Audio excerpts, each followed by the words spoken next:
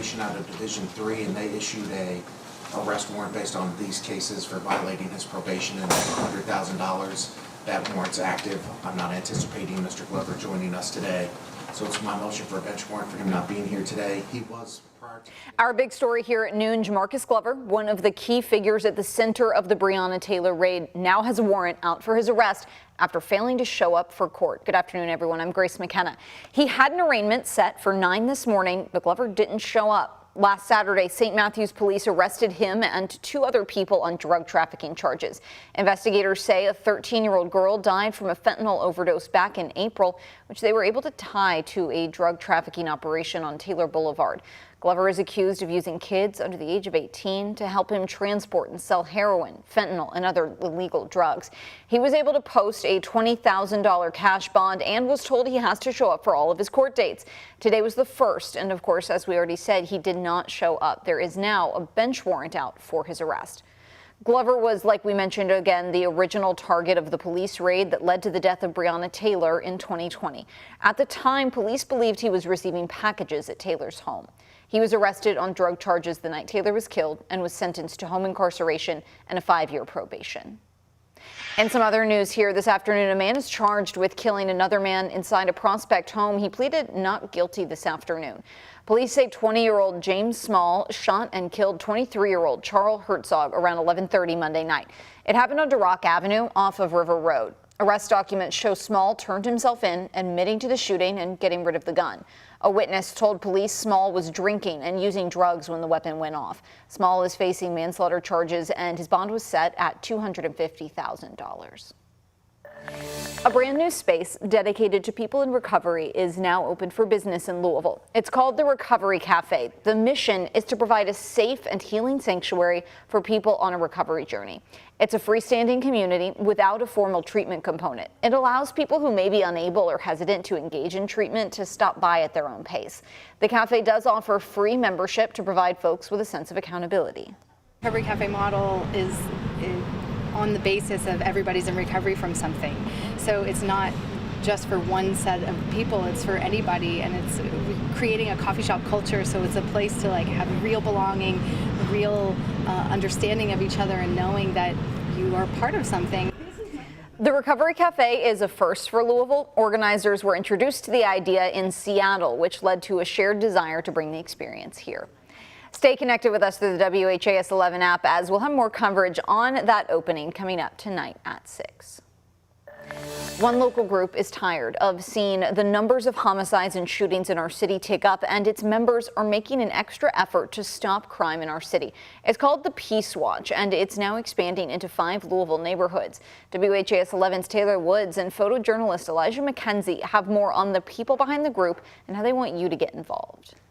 No More Red Dots is addressing gun violence one block at a time. We have to try to do something that we ain't done. They're approaching young people before intervention, before arguments turn lethal. It's probably more important now than it's ever been because we confront it straight on.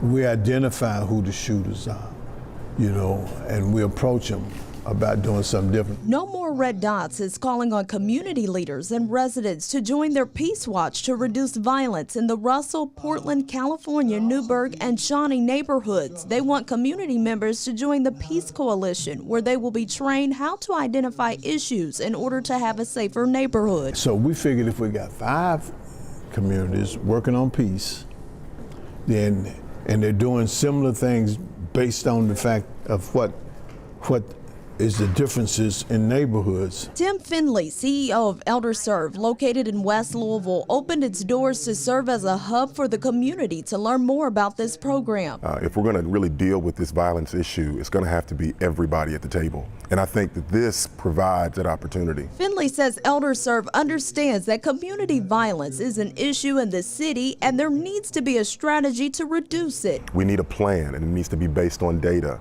We need people like Dr. Woods who are doing the work that can really help us to formulate that plan and then implement it so that we see a safer community. In Louisville, Taylor Woods, WHAS11 on your side. There will be monthly meetings in each neighborhood coalition to brainstorm new ideas to prevent violence. LMPD detectives have investigated 125 homicides this year. That's one shy of hitting last year's count of 126. To learn more about getting involved with the Peace Coalition, go to this story on WHAS11.com.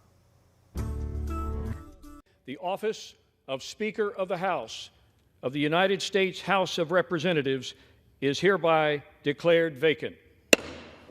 For the first time in American history, the U.S. House of Representatives has removed its speaker. The now former leader, Kevin McCarthy, was removed from his position yesterday by 8 House Republicans and all Democrats. That means this afternoon there is no Speaker of the House. ABC's Liz Landers reports from Washington. A shocking moment in American history. For the first time ever, members of the House voting to remove their speaker. The office of Speaker of the House of the United States House of Representatives is hereby declared vacant. Speaker Kevin McCarthy seen walking out in silence after serving for only 9 months, one of only 5 House speakers to serve less than 2 years. Later announcing he won't run again to be the leader of House Republicans. I don't regret standing up for choosing governance over grievance. I do not regret negotiating. Our government is designed to find compromise. Citing a lack of trust in McCarthy, 8 Republicans led by far-right Florida Congressman Matt Gaetz, along with all House Democrats, voted to oust him. Gaetz and the 7 others were furious after he worked out a short-term spending deal with Democrats to keep the government funded. We need a speaker who will fight for something, anything. If this House of Representatives has exceeded all expectations, then we definitely need higher expectations. But the overwhelming number of Republicans who backed McCarthy through it all, livid. It's a total distraction. It is some sort of pseudo-psycho-political fetish that we don't have time for. Now the big question, who will take his place? The conference scrambling to find a permanent speaker. In the meantime, Representative Patrick McHenry serving temporarily. Sources telling ABC News at least 3 names could be under consideration.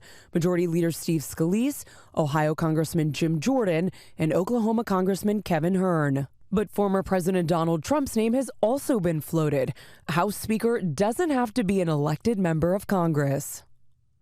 Republicans plan to huddle behind closed doors next Tuesday. Meanwhile, another potential government shutdown looming in just more than a month. In Washington, Liz Landers, ABC News. Of course, we know a lot of our Kentucky lawmakers involved here. We spoke with Congressman Morgan McGarvey not long after the historic vote. The Louisville Democrat tells us the dysfunction is preventing the government from doing its job. They are not focused on governing right now. They are worried about politics and distraction. And that's why this is not enjoyable. It's not fun to see the dysfunction happening right now because it has real world impacts. We have fewer than 45 days to keep the government open and avoid another shutdown. And we are losing this week right now because of their infighting. I'll note McGarvey did vote along party lines with the Democrats there to oust McCarthy. Looking ahead, Congressman McGarvey says that he hopes the infighting comes to an end so Congress can elect a new speaker and get back to work. Senate Minority Leader Mitch McConnell also thanked McCarthy for his leadership. In a statement, he said, in part, quote, "The Speaker's appetite for worthy causes steered a narrow majority to seize historic opportunities for the American people and for conservative principles."